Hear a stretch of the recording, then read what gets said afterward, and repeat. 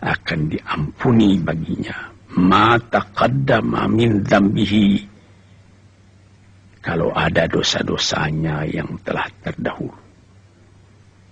Malah ditambah lagi dalam satu hadis, wa ma ta'akhara, ada keadaan sesudah puasa khatir-khatir tidak baik dalam hati kita, itu juga bisa diampuni. Apa artinya? Bukan dikerjakan lalu diampuni. Tidak mau kita mengerjakan lagi yang tidak diridai oleh Tuhan. Sebab kita punya jiwa sudah terlatih dalam bulan puasa. Ini maksudnya. Sebab itu, maka kita fikirkanlah tiap-tiap hari yang kita lalui dalam bulan puasa tadi. Malamnya dan siangnya. Sedangkan orang berlatih misalnya P4, terlatih dalam pekerjaan-pekerjaan yang lain.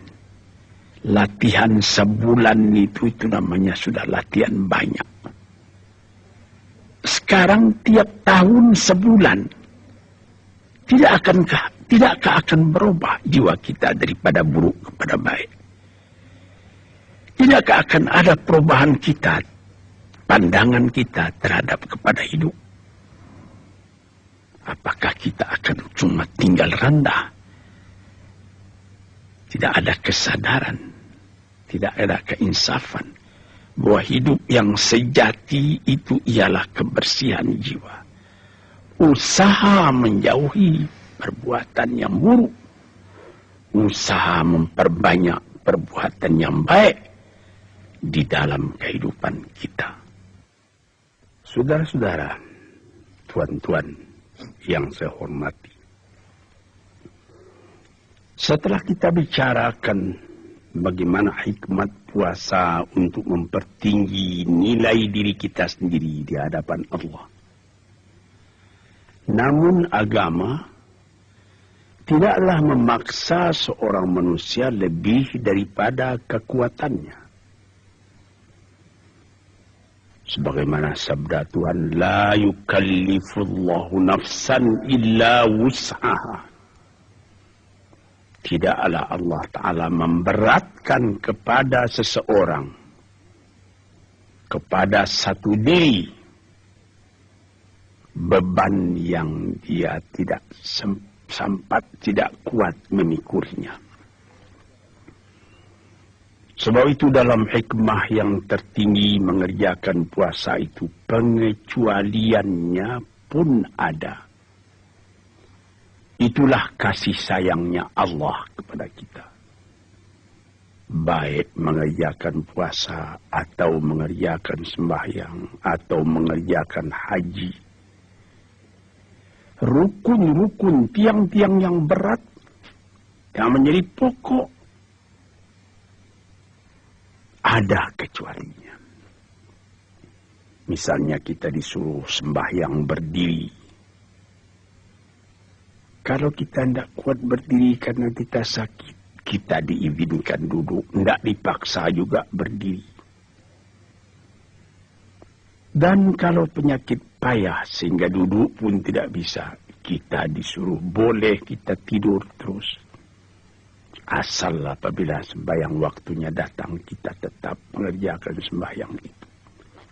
Padahal berdiri itu menjadi syarat tadinya bagi sahnya sembahyang.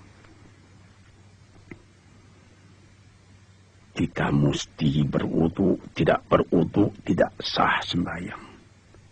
Tapi kalau badan sakit, ada penyakit yang menyebabkan tidak bisa kena air, boleh kita bertayamum, menggosok badan dengan tanah.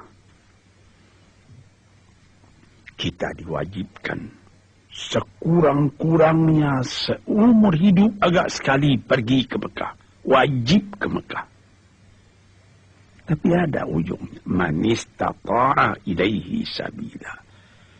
Orang yang telah kuat dia buat pergi ke sana, membayar kapal terbang misalnya, atau semasa kapal api, kapal laut, naik kapal dengan aman. Kalau belum ada ongkos, belum wajib. Itu keringanannya. Sama sekali perintah Tuhan, ada syarat rukunnya yang mutlak, tetapi ada pengecualian.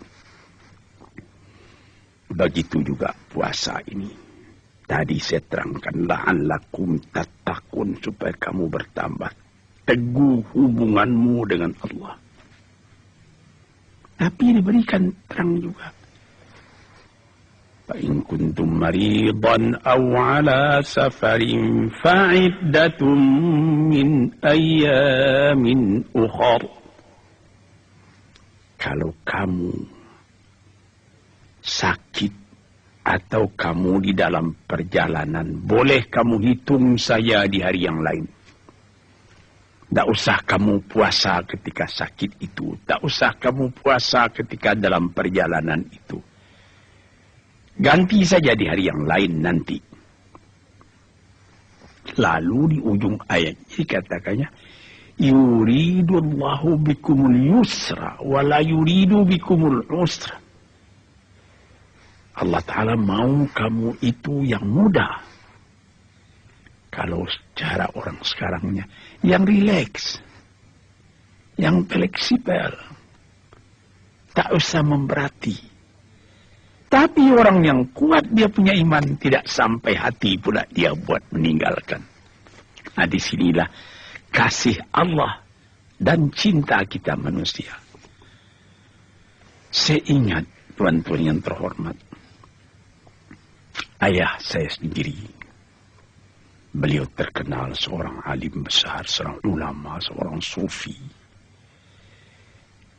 Kawan saya, Dr. Ali Akbar, yang mengobat beliau waktu itu, memberikan advice kepadanya. Abuya ini tidak usah puasa lagi. Dalam Al-Quran pun sudah boleh Buya melepaskan puasa. Buya sudah tidak kuat lagi. Beliau diam saja. Dan beliau terus puasa. Sehabis puasa, dokter datang ke rumahnya. Melihat beliau. Beliau kelihatan gembira. Apa katanya? Ali Akbar, Abuya masih puasa lagi. Ya kan sudah boleh Buya lepaskan. Benar. Tetapi Ali Akbar katanya, sedangkan puasa-puasa yang sunat tidak sanggup Buya mengerjakan sepenuhnya. Sekarang yang wajib itu pula akan Buya tinggalkan. Tidak sampai hati Buya katanya. Di sini kelapangan yang diberikan Allah dan kecintaan manusia mengerjakan sepenuhnya.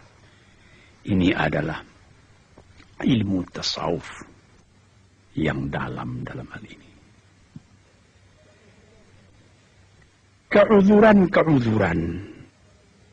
atau dispensasi yang diberikan oleh Allah di dalam ibadat itu, sebagaimana disebutkan tadi, sakit atau di dalam perjalanan. Perjalanan itu pun ada pembicaraan ahli fikih sekian banyaknya. Ada yang sekian marhalah, ada yang 2 hari perjalanan, ada yang mengerjakan mengatakan 3 kali perjalanan pos kalau dengan kuda yang kencang dan lain-lain sebagainya. Tetapi ada ulama yang mengatakan tidak ada itu hadnya. Wala yuhaddadu haddas safar. Tidak ditentukan berapa hadnya safar itu. Apabila kita sudah merasa bahwa ini sudah nama berjalan, musafir, sudah boleh dilepaskan.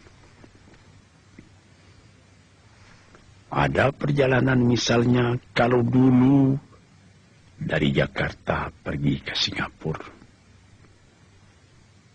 2 malam 1 hari kita berangkat dari Jakarta, pukul 5 petang, dan pada hari Senin misalnya,